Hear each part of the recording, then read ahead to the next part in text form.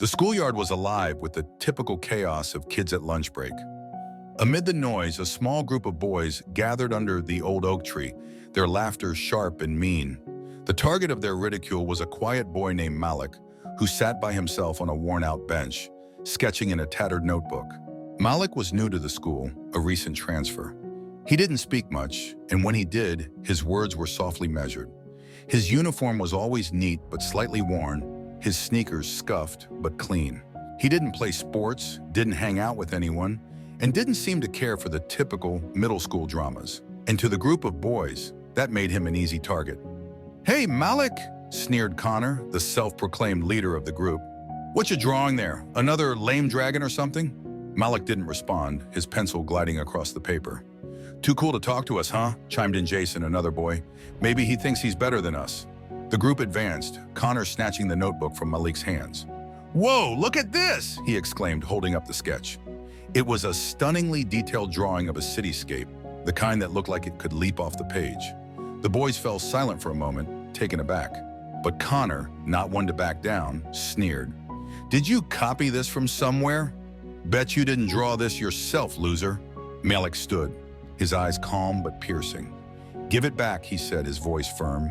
"Oh, scary," Connor taunted, tossing the notebook to Jason, who started flipping through it. Every page was filled with extraordinary art, portraits, landscapes, even sketches of classmates, including Connor himself. "This is creepy," Jason said, although there was a hint of jealousy in his tone. "You're like some weirdo spy or something." The boys started laughing again, but before they could hurl another insult, the school bell rang. "You're lucky, Malik," Connor sneered as he tossed the notebook on the ground. Malik silently picked it up, brushing the dirt from the cover. That evening, the boys gathered at Connor's house, scrolling through their phones and joking around. Jason suddenly froze, his mouth dropping open. "Guys, you're not gonna believe this." "What?" Connor said, leaning over to see the screen. Jason had pulled up an article. The headline read, "12-year-old art prodigy wows the world." Below it was a picture of Malik, holding one of his sketches.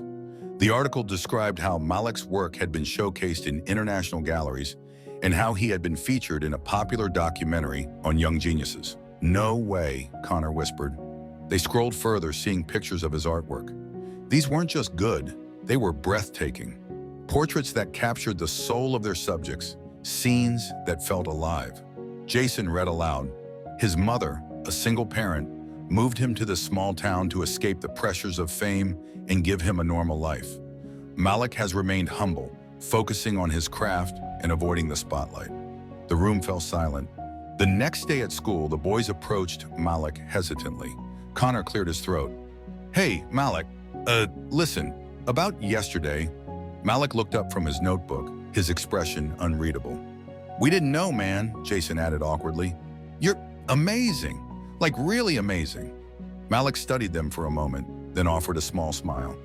"Thanks," he said simply, turning back to his sketch. As the boys walked away, Connor muttered, "I feel like such a jerk." "Yeah," Jason agreed. "He's literally the coolest person here, and we treated him like trash." From that day on, the boys left Malik alone, watching from a distance as he quietly continued to create. They knew they had been given a chance to learn a lesson about humility and judgment before it was too late. Malik, for his part, kept drawing, not for recognition, but because it was how he saw the world. And through his art, he silently taught them that greatness often hides where no one bothers to look.